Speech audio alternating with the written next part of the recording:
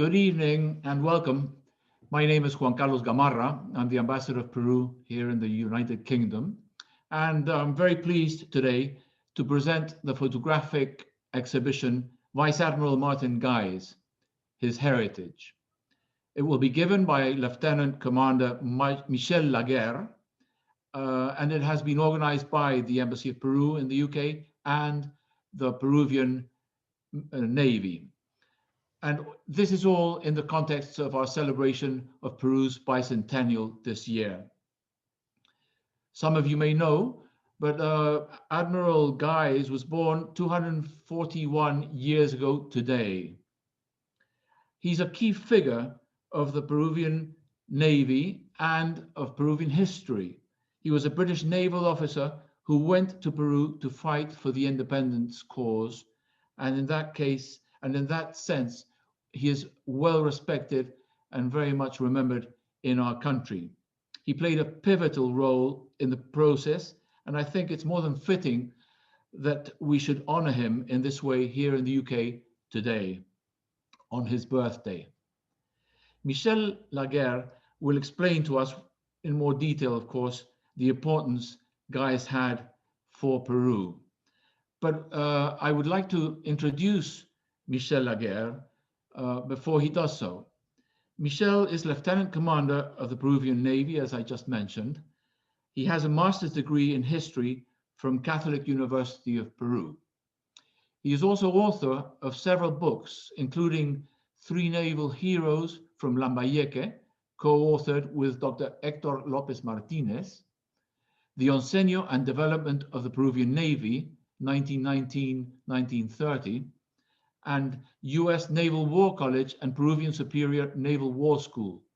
But most recently, he published Guise, a British-Peruvian naval officer for all times.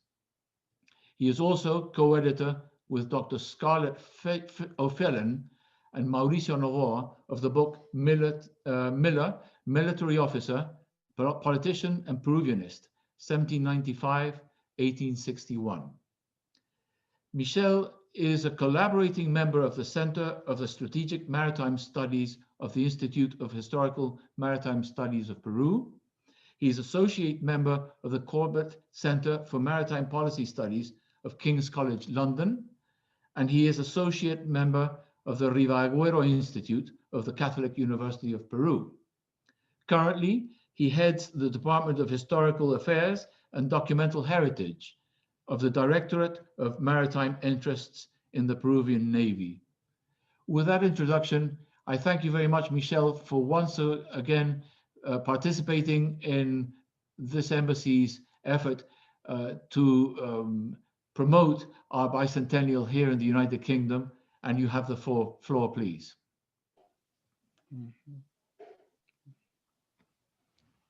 Dear Ambassador, thank you very much for your kind words.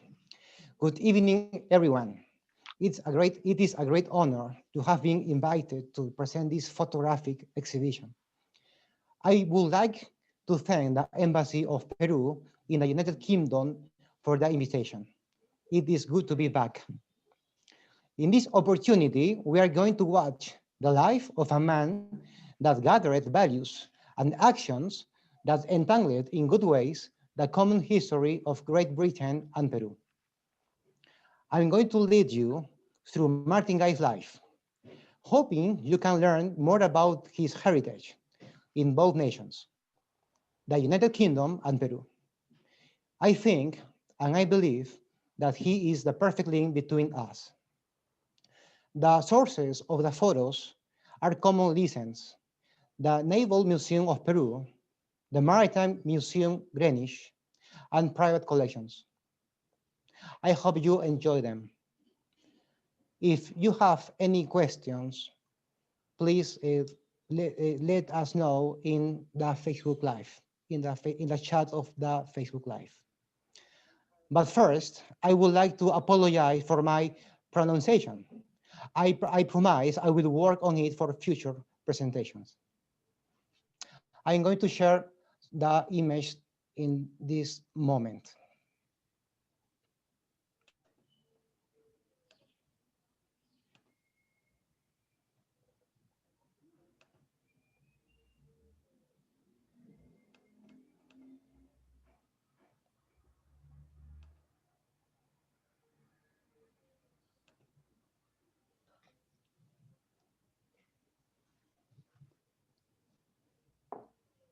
Spoiler. The Guises family belongs to Gloucester County. Martin George Guise was the son of John and Elizabeth. This marriage had the following offerings: Sir Berkeley William, 2nd Baronet, Sir John Bright, 3rd Baronet, Powell Colchester, William Christopher, Martin George, Elizabeth, Maria, and Jane. His father John was given the titles of Baronet of Elmore and Baronet of Kleimann in 1783. We shall know that Martin Guise belonged to the nobility of Gloucester.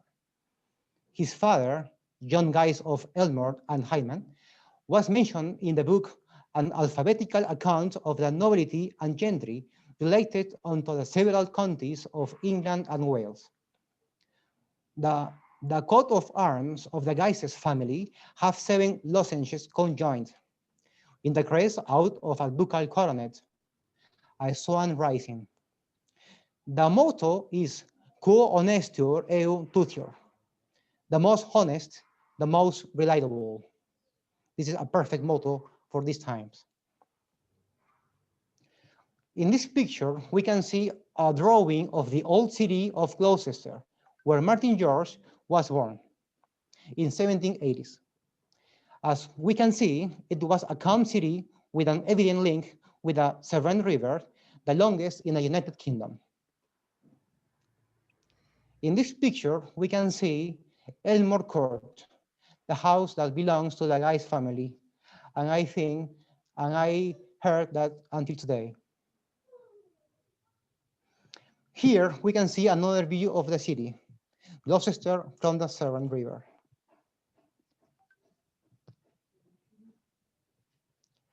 Thanks to the kindness of Eduardo Jan, I can share with you the baptism book that depicts Martin George's baptism at Hainam on April the 2nd.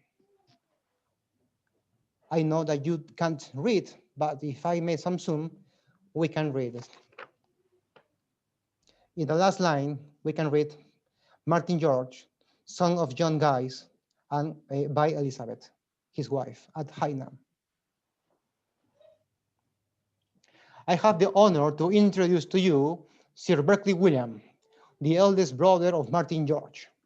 He studied at Oxford University, was member of the Parliament, and was Sheriff of Gloucester. He died without descendants. In 1794, John Guise, the patriarch of the family, passed away, and Martin George would go to enlist in the Royal Navy. His first commander was this officer, William Berkeley, who had, based on my research, a link between the Guise family. Berkeley became like a godfather for Martin George in the Royal Navy.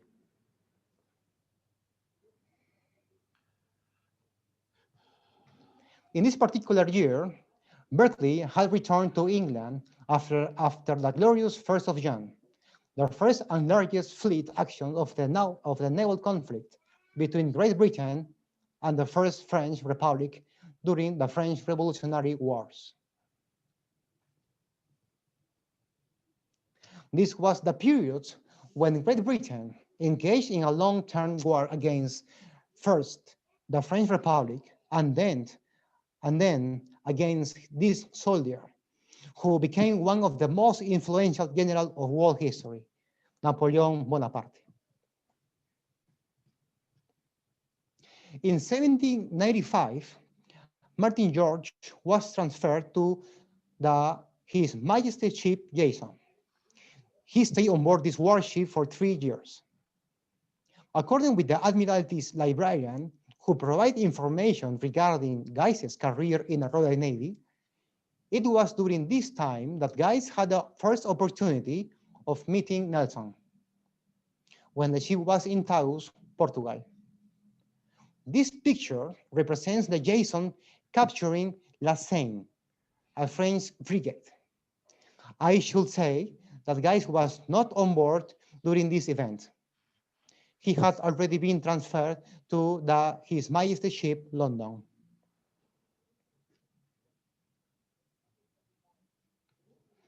In 1801, Guise was promoted to the rank of lieutenant. This picture shows the boardroom of the Admiralty in session during the period that we are discussing.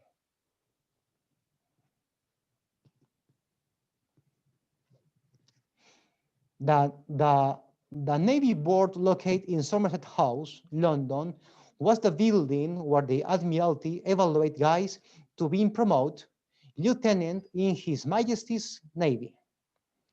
He was qualified to do the duty of an able seaman and midshipman. This is the place of that moment.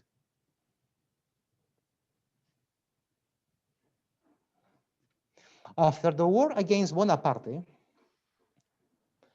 Guise left the service in the Royal Navy in 1817, acquired a warship with the proceeds of his family's heritage, enlisted sailors, and sailed to South America to offer his experience, men, and ship to the Patriotas' efforts against the Spanish rule in this part of America.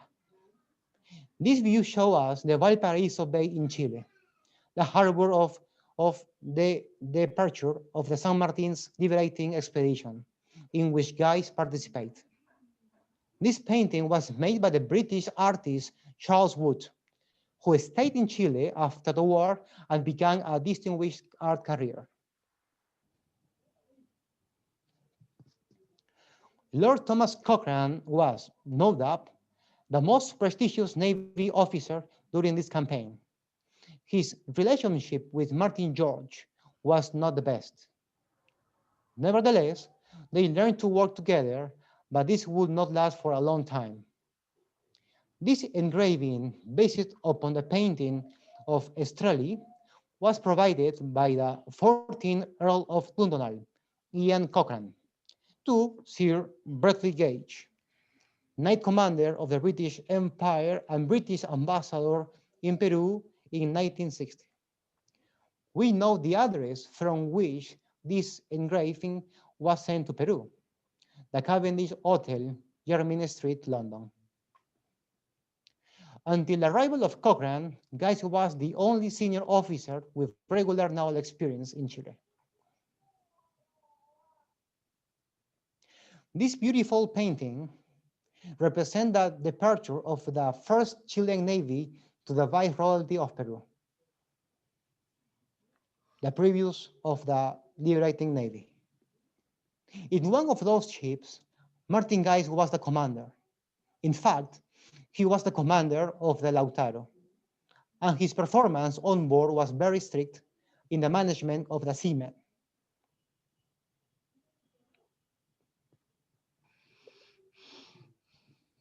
This engraving shows us Great Marshal William Miller, the author of the first memoirs of the War of Independence of Peru. He recalls when Guise led a naval operation in Pisco Harbor. The Spanish defense managed to hurt many Patriotas Marines. Two of them were the British officers, Charles and Miller.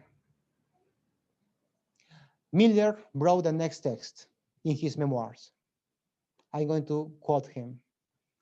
The two friends, Charles and Miller, both apparently on the brink of the grave, took leave of each other in the most affectionate manner, as Charles was conveyed aft through the fore cabin, in which Miller was already placed by the kindness of Captain Guise. In a few hours, Charles expired, cool and collected to the last moment. The manner in which he died would have done honor to any hero of ancient or modern times. One of the milestones of the independence process was the landing of the liberating expedition in Paracas, South Lima. This moment represents that the command of the sea was with the Patriotas.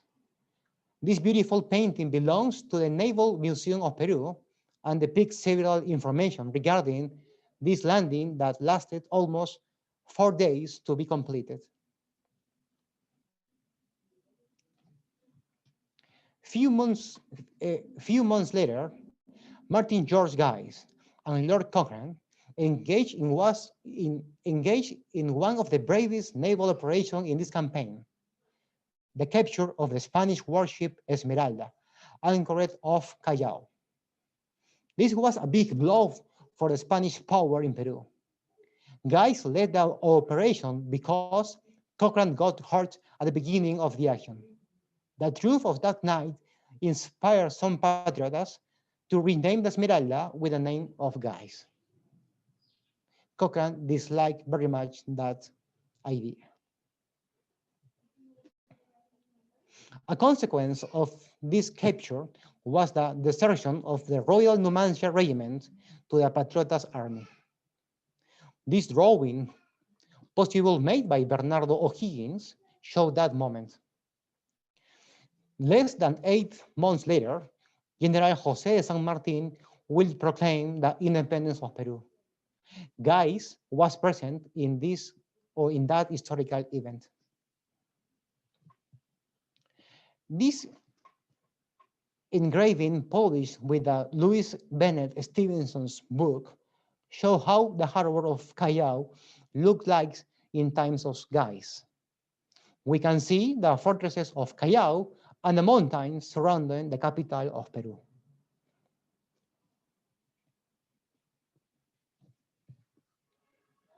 This drawing depicts the enlisting process in the Peruvian Navy and the many origins of the sailors who became part of the new state of affairs. The author was the Spanish artist María del Pilar Gallastegui and belongs to the Naval Museum of Peru.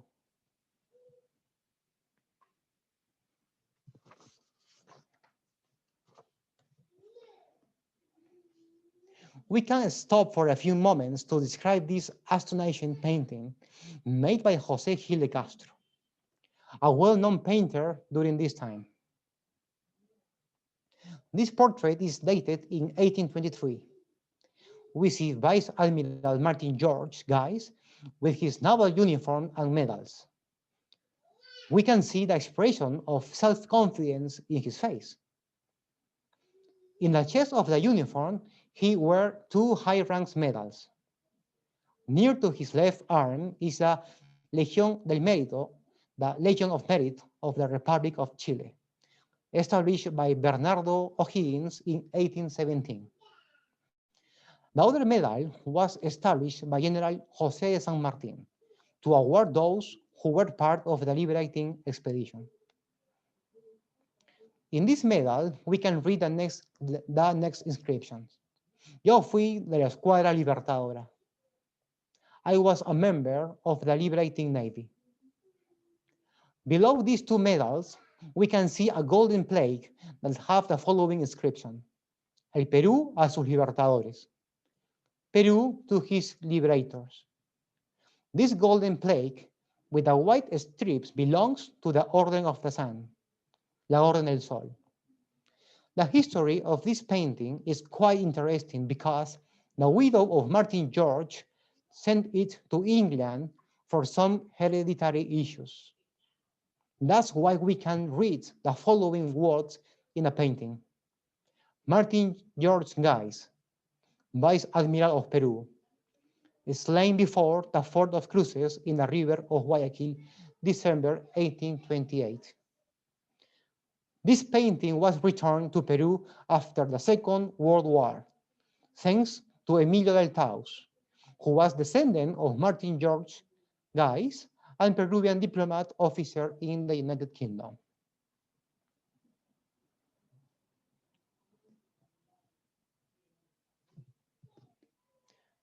The next painting depicts the naval battle of Guayaquil in November 1828, the first international conflict of the Republic of Peru.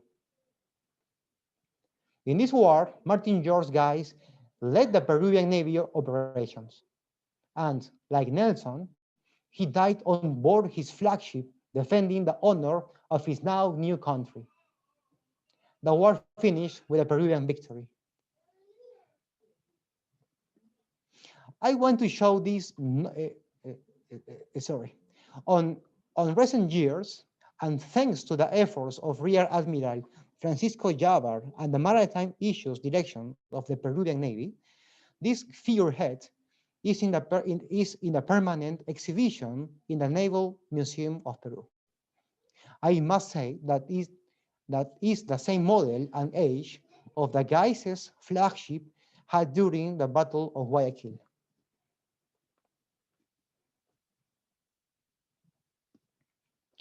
I want to show this not well-known portrait of one distinguished Peruvian naval officer who had a brilliant career until his death. He is Domingo Vallarriestra, brother-in-law with Martin George. In fact, Guise's influence was so strong that most of his brothers-in-law joined the Peruvian Navy.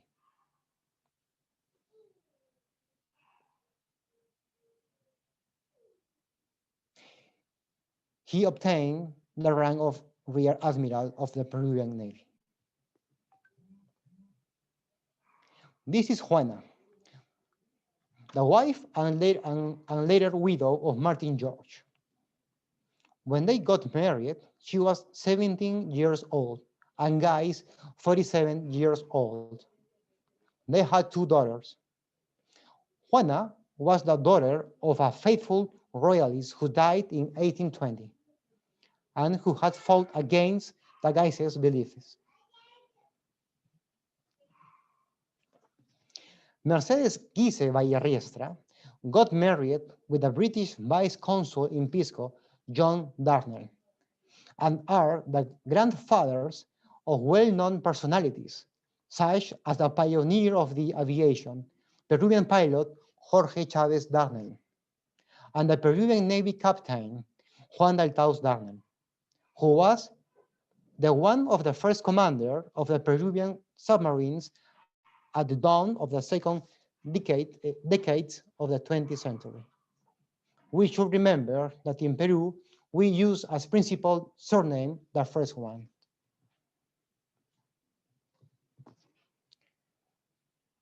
This is Captain Juan Daltaus when he was appointed Chief of Staff of the Peruvian Navy. Some friend of mine told me a few years ago that this image showed the posture of an aristocratic man. I want to share with you some lines of the last will of Martin George. The original one was written in Spanish, and this one was translated to the English language for the same purpose of some personal issues of the widow.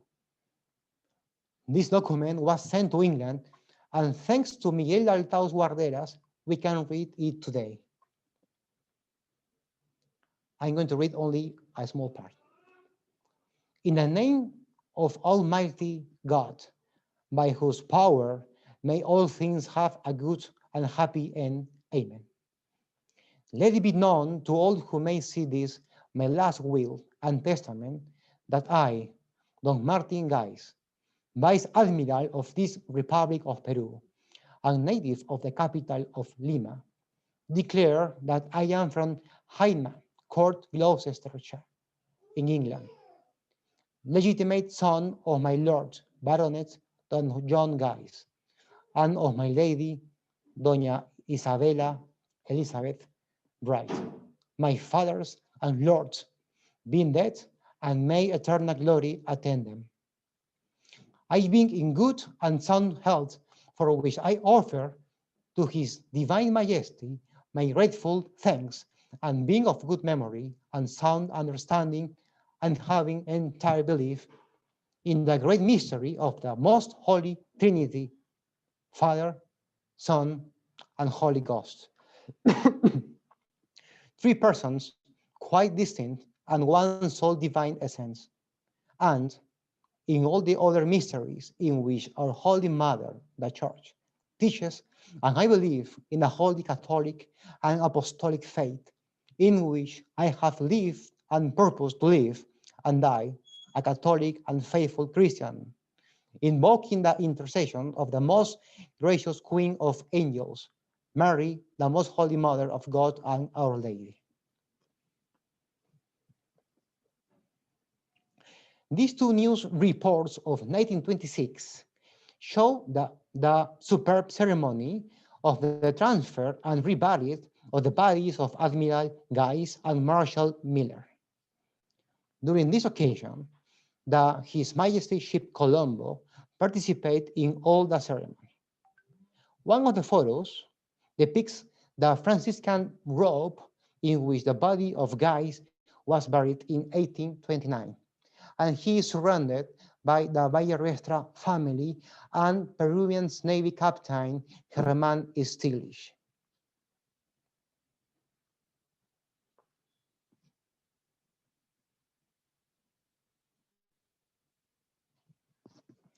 In this picture, we can see the first bust erected to honor the memory of Vice-Admiral Guise. It was gifted by the Argentinian Navy in 1915 and is located in the Peruvian Naval Academy.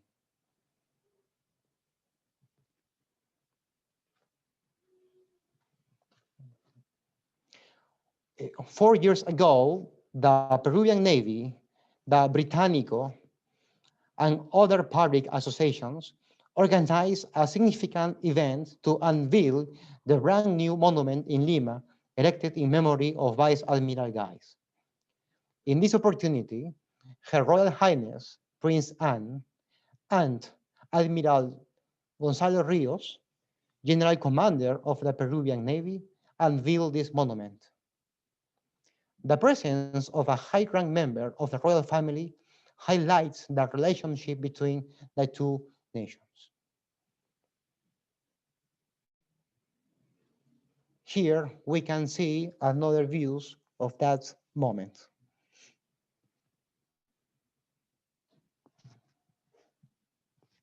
This was just a glimpse of the great and honorable life that Admiral Guise had, Peruvian British Navy officer whose legacy is still remembered and celebrated.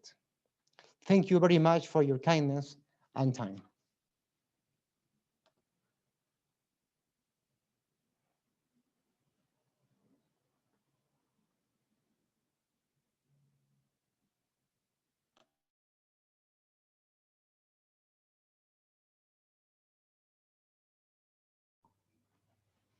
Michel, thank you very much. You've been very kind, and I want to, through you, thank the Peruvian Navy for their collaboration in this exhibition.